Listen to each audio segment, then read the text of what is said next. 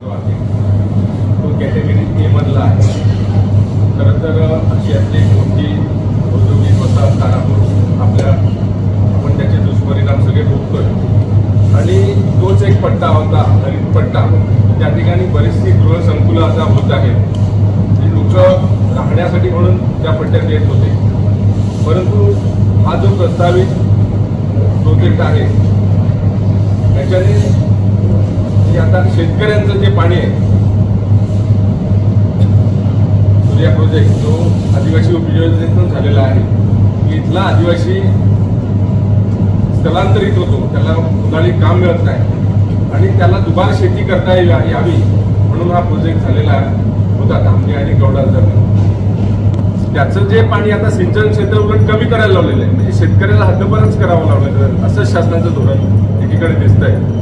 आणि असा हा ए कॅटेगरीतला जो प्रोजेक्ट या भागात लादायला लावलेला आहे, त्याला आम्ही म्हणजे इथल्या माननीय जिल्हाधिकाऱ्यांना भेटलो किंवा आम्ही रस्त्यावरची लढाई आंदोलनाच्या माध्यमातून केली. आता आम्ही न्यायालयीन लढाई पण करतोय. परंतु प्रशासकीय जे अधिकारी आहेत, जे प्रशासनाकडून त्यांना पाठीशी घातलं जात आहे.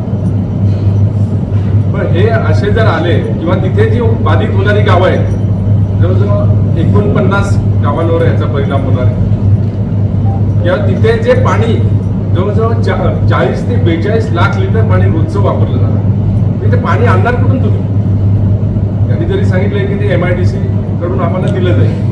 मग इथे जे प्रोजेक्ट आता मुरबे बंदर, त्याला 6 लाख लिटरची रोजची गरज आहे. वाढवण बंदर आहे किंवा पलीकडे केळव्याला गेलं तर रिलायन्सचा टेक्स्टाईल पार्क आहे. म्हणजे एकंदरीत हे जे प्रोजेक्ट होता त्यांना जर तुम्ही पाणी देणार सगळं त्यांनाच, तर इथे शेतकऱ्यांना किंवा ती मोठी आता भविष्यात ह्या म्हणजे वाढवणच्या हिशोबाने भविष्यात खूप मोठी इथे लोकसंख्या वाढणार आहे, गृहसंकल्प बरीचशी होणार, त्यांना पाणी कुठून देणार? आणि जो मूळ शेतकरी आहे त्याला तर तुम्ही उद्ध्वस्तच करणार, शेतीला पाणीच मिळणार नाही. अशा पद्धतीने शासनाने फक्त औद्योगिक ज्या इंडस्ट्री आहे किंवा भांडवलदार आहे त्यांनाच फक्त तुम्ही सपोर्ट करणार का?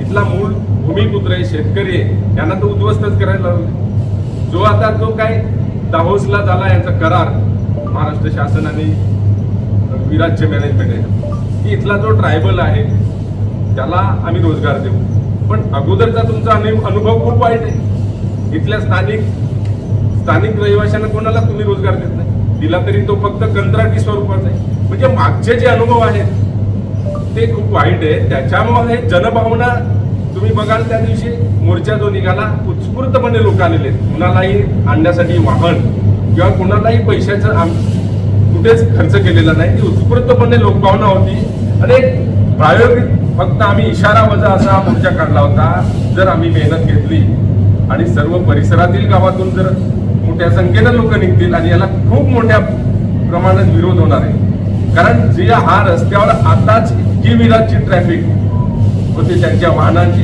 ती वाहनं पण सुस्थितीत नसतात, त्याच्यातून स्क्रॅप पडत असतो. अनेक वेळा लोकांच्या ज्या दुचाकी आहेत, चारचाकीच्या स्क्रॅप मधून त्यांचे टायर पंक्चर होत असतात. म्हणजे बेदरकारपणे आणि हम करे सो कायदा अशा पद्धतीने विराटचं आतापर्यंत जे बेमूर्तपणा नाही आणि त्याला सर्व प्रशासनाकडून पाठीशी घातलं जातं.